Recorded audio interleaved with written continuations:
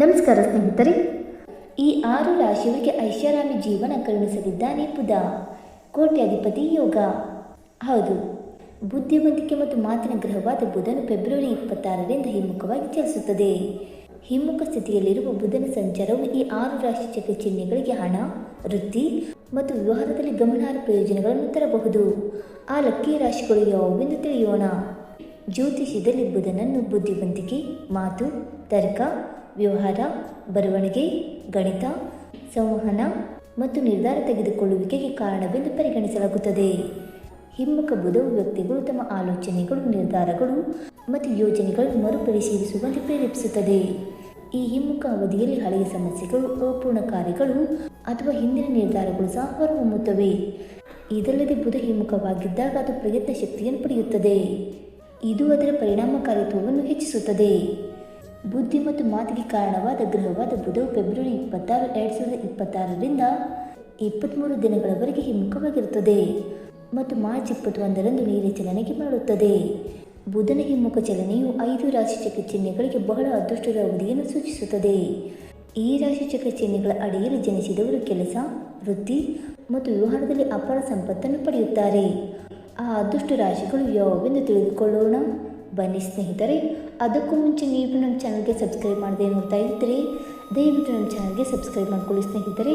ಹಾಗೆ ವೈದಿಕ ಜ್ಯೋತಿಷ್ಯ ಮತ್ತು ಆಚಾರ ವಿಚಾರಗಳಲ್ಲಿ ನಂಬಿಕೆ ಇದ್ದರೆ ವಿಡಿಯೋವನ್ನು ತಪ್ಪದೆ ಲೈಕ್ ಕೊಟ್ಟು ನಿಮ್ಮ ಆತ್ಮೀಯರಿಗೆ ಶೇರ್ ಮಾಡಿ. ಮೊದಲನೇದಾಗಿ ಕುಂಭರಾಶಿ. ಕುಂಭರಾಶಿಯವರಿಗೆ ಬುಧನ ಹಿಮ್ಮೆಟ್ಟುವಿಕೆಯು ಹೊಸ ಚಿಂತನೆ ಮತ್ತು ಹೊಸ ಅವಕಾಶಗಳನ್ನು ತರುತ್ತದೆ. ಹಳೆಯ ವೃತ್ತಿ ಯೋಜನೆಗಳು ಪುನರ್ಜೀವನಗೊಳ್ಳಬಹುದು. ತಂತ್ರಜ್ಞಾನ, IT ಮತ್ತು ವಿಶ್ಲೇಷಣೆಗೆ ಸಂಬಂಧಿಸಿದ ಕೆಲಸಗಳಲ್ಲಿ ಯಶಸ್ಸು ಕಂಡುಬರುತ್ತದೆ. ಆದಾಯ ಕ್ರಮೇಣ ಹೆಚ್ಚಾಗುತ್ತದೆ. ಸ್ನೇಹಿತರು ಮತ್ತು ನೆಟ್ವರ್ಕ್ಗಳು ಪ್ರಯೋಜನ ಪಡೆಯುತ್ತವೆ. ಭವಿಷ್ಯದ ಯೋಜನೆಗಳು ಗಡಿಪಾಯದ ಮೇಲೆ ನಿರ್ಮಿಸಲ್ಪಡುತ್ತವೆ. ಈ ಸಮಯದಲ್ಲಿ ಮಾಡಿದ ಚಿಂತನಶೀಲ ಪ್ರಯತ್ನಗಳು ದೀರ್ಘಾವಧಿಯಲ್ಲಿ ಪ್ರಯೋಜನಕಾರಿ ಎಂದು ಸಾಬೀತುಪಡಿಸುತ್ತದೆ. ಎರಡನೆಯದಾಗಿ ಮಿಥುನ ರಾಶಿ. ಮಿಥುನ ರಾಶಿಯವರಿಗೆ ಬುಧನ ಹಿಮ್ಮೆಟ್ಟುವಿಕೆಯು ವಿಶೇಷ ಪ್ರಯೋಜನಗಳನ್ನು ತರುತ್ತದೆ. ನಿಮ್ಮ ಚಿಂತನೆ ಮತ್ತು ತಿಳುವಳಿಕೆಯ ಸಾಮರ್ಥ್ಯಗಳು ಆಳವಾಗುತ್ತವೆ. ಹಳೆಯ ಅಪೂರ್ಣ ಕೆಲಸಗಳು ಪೂರ್ಣಗೊಳ್ಳಲು ಪ್ರಾರಂಭವಾಗುತ್ತವೆ. ಸ್ಥಗಿತಗೊಂಡ ವೃತ್ತಿ ಅವಕಾಶಗಳು ಮತ್ತೆ ಕಾಣಿಸಿಕೊಳ್ಳುತ್ತವೆ. ವ್ಯವಹಾರದಲ್ಲಿ ಹಳೆಯ ಹೂಡಿಕೆಗಳು ಲಾಭವನ್ನು ನೀಡುತ್ತವೆ. ಮಾತು ಹೆಚ್ಚಾಗುತ್ತದೆ.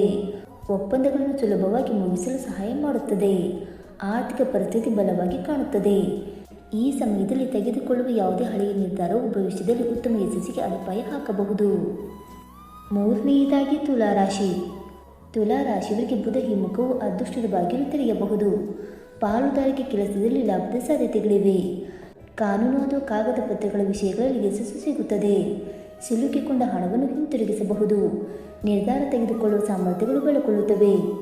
ಕಲೆ, ಮಾಧ್ಯಮ ಮತ್ತು ಸಂವಹನಗಳಲ್ಲಿ ತೊಡಗಿಸಿಕೊಂಡವರು ವಿಶೇಷ ಮನ್ನಣೆಯನ್ನು ಪಡೆಯಬಹುದು. ವಿದೇಶಿ ಅಥವಾ ದೂರದ ಸ್ಥಳಗಳಿಗೆ ಸಂಬಂಧಿಸಿದ ಅವಕಾಶಗಳು ಸಹ ಪ್ರಯೋಜನಗಳನ್ನು ತರಬಹುದು. ನಾಲ್ಕನೆಯದಾಗಿ ವೃಷಭ ರಾಶಿ. ಬುಧನ ಹಿಮ್ಮುಖದ ಸಮಯದಲ್ಲಿ ವೃಷಭ ರಾಶಿಯ ವ್ಯಕ್ತಿಗಳು ಸಂಪತ್ತು ಮತ್ತು ಸೌಕರ್ಯವನ್ನು ಅನುಭವಿಸುತ್ತಾರೆ. ಹಳೆಯ ವ್ಯವಹಾರಗಳು ಇದ್ದಕ್ಕಿದ್ದಂತೆ ಲಾಭವನ್ನು ನೀಡಲು ಪ್ರಾರಂಭಿಸುತ್ತವೆ. ಹೂಡಿಕೆ ನಿರ್ಧಾರಗಳು ಪ್ರಯೋಜನಕಾರಿ ಎಂದು ಸಾಬೀತುಪಡಿಸುತ್ತದೆ. ಕುಟುಂಬದಲ್ಲಿ ಆರ್ಥಿಕ ಸ್ಥಿರತೆಯನ್ನು ಸಾಧಿಸಲಾಗುತ್ತದೆ. ಮಾತು ಹೆಚ್ಚು ಆಹ್ಲಾದಕರವಾಗುತ್ತದೆ. ಸಂಬಂಧಗಳು ಸುಧಾರಿಸುತ್ತವೆ. ವೃತ್ತಿ ಜೀವನದಲ್ಲಿ ನಿಧಾನ ಆದರೆ ಪ್ರಗತಿ ಕಂಡುಬರುತ್ತದೆ. ಭೂಮಿ, ವಾಹನಗಳು ಅಥವಾ ಆಸ್ತಿಗೆ ಸಂಬಂಧಿಸಿದ ಯಾವುದೇ ಬಾಕಿ ಇರುವ ವಿಷಯಗಳು ಮುಂದುವರಿಯಬಹುದು. ಇನ್ನು ಐದನೆಯದಾಗಿ ಕನ್ಯಾ ರಾಶಿ. ಈ ಅವಧಿಯು ಕನ್ಯಾ ರಾಶಿಯವರಿಗೆ ಅದೃಷ್ಟಕರವೆಂದು ಸಾಬೀತುಪಡಿಸುತ್ತದೆ. ಬುಧನ ಹಿಮ್ಮುಖ ಚಲನೆಯು ನಿಮ್ಮ ಆತ್ಮಾವಲೋಕನವನ್ನು ಹೆಚ್ಚಿಸುತ್ತದೆ. ಕೆಲಸದಲ್ಲಿ ಜವಾಬ್ದಾರಿಗಳು ಹೆಚ್ಚಾಗುತ್ತವೆ ಮತ್ತು ಮೇಲಧಿಕಾರಿಗಳು ವಿಶ್ವಾಸವನ್ನು ಗಳಿಸುತ್ತಾರೆ. ಬರವಣಿಗೆ, ಲೆಕ್ಕಪತ್ರ ನಿರ್ವಹಣೆ, ಸಂಶೋಧನೆ ಮತ್ತು ಶಿಕ್ಷಣದಲ್ಲಿ ತೊಡಗಿರುವವರು ವಿಶೇಷವಾಗಿ ಪ್ರಯೋಜನ ಪಡೆಯುತ್ತಾರೆ. ಹಳೆಯ ಕಕ್ಷಿದಾರರು ಅಥವಾ ಸಂಪರ್ಕಗಳು ಆರ್ಥಿಕ ಲಾಭಗಳಿಗೆ ಕಾರಣವಾಗುತ್ತವೆ. ಹೊಸ ಆದಾಯದ ಮೂಲಗಳು ಹೊರಹೊಮ್ಮಬಹುದು. ಸ್ಪರ್ಧಾತ್ಮಕ ಪರೀಕ್ಷೆಗಳು ಅಥವಾ ಸಂದರ್ಶನಗಳಲ್ಲಿ ಸಕಾರಾತ್ಮಕ ಫಲಿತಾಂಶಗಳ ಸಾಧ್ಯತೆಯೂ ಇದೆ. ಸ್ನೇಹಿತರೆ, ಈ ಮಾಹಿತಿ ನಿಮಗೆ ಇಷ್ಟವಾಗಿದ್ದರೆ ವಿಡಿಯೋವನ್ನು ಲೈಕ್ ಮಾಡಿ, ಶೇರ್ ಮಾಡಿ.